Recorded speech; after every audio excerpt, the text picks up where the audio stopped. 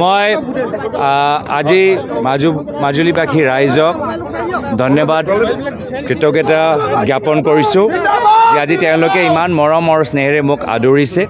আজি 2 দিন আমি মাজুলীত থাকিম। আজি নিশা আমি মাজুলীতে এজন কৰ্মী ঘৰত মই থাকিবলৈ বিচাৰিছোঁ। মাজুলীৰ পৰিৱেশ, মাজুলী মানে পৰিৱেশটো বেলেগ, ইয়াৰ বাতাবৰণটো বেলেগ, ইয়াত আহিলেই মনটো ভাল লাগি যায়। আৰু সেইকাৰণে আজি মাজুলী মাত্ৰ অসমৰ নহয়, সমগ্ৰ দেশৰ কাৰণে, গোটেই পৃথিৱীৰ কাৰণে এটা সম্পদ।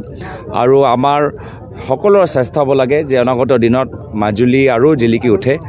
আৰু মাজুলীৰ কণ্ঠ আমি দিল্লীত সদনৰ মজিয়াত এটা শক্তিশালী ৰূপত আমি শুনিবলৈ এটা প্ৰচেষ্টা সকলোৱে মিলি চলাব লাগে।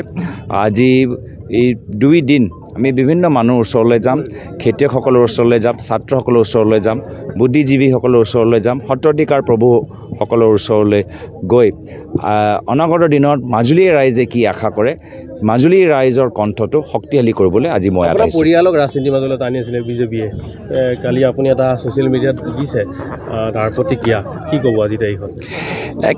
মই ভাবোঁ তেওঁলোকে বিজেপিৰ দলে ক্ষমা বিচাৰিব লাগে যে এজন প্ৰাক্তন সাংসদ, জ্যেষ্ঠ এজন ৰাজনীতিবিদ ডিব্ৰুগড় ডাঙৰীয়া, তেখেতক ৰাজনৈতিকভাৱে ব্যৱহাৰ কৰা গ'ল আৰু তেওঁক বাধ্য কৰা গ'ল যে তেওঁলোকে ঘৰৰ পৰা ওলাই আহি ৰাজীৱ ভৱনত গৈ স্পষ্টীকৰণ দিবলৈ হ'ল, মাত্ৰ নিজৰ ছবিটো ৰক্ষা কৰিবলৈ, নিজৰ কেৰেক্টাৰটো যে ৰেপুটেশ্যন যে তেওঁ আছে।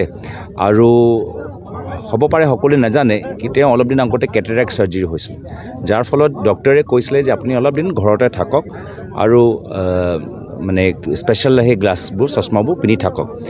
কিন্তু বিজেপিয়ে যি দলে তেওঁক বদনাম কৰিলে, তেওঁক যিদৰে ব্যৱহাৰ কৰিলে, তেওঁ এটা পাব্লিক প্লেচত ওলাবলৈ বাধ্য হ'ল আৰু যাৰ ফলত ইনফেকশ্যনৰ বিভিন্ন আমাৰ এনেধৰণৰ সমস্যাবোৰ হ'ব পাৰে। আৰু সেইটোৱে মানে দুখ লাগে যে আজি কিমান তললৈ বিজেপি যাব পাৰে। বিজেপি ভিতৰত বহুতখিনি মানুহ আছে, তেওঁলোকৰ পৰা এনেধৰণৰ ৰাজনীতি আশা কৰিব পৰা যায়, কিন্তু তপন গগৈদেৱৰ ফালৰ পৰা মই এনেকুৱা ৰাজনীতি সঁচাকৈ ক'বলৈ গ'লে আশা কৰা নাছিলোঁ।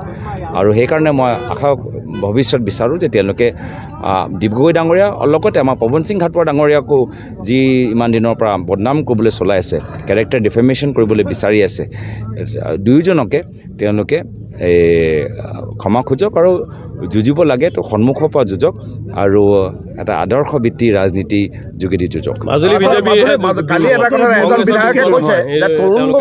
মাজুলী বিজেপি দুৰ্গ, মাজুলী ৰাইজৰ দুৰ্গ,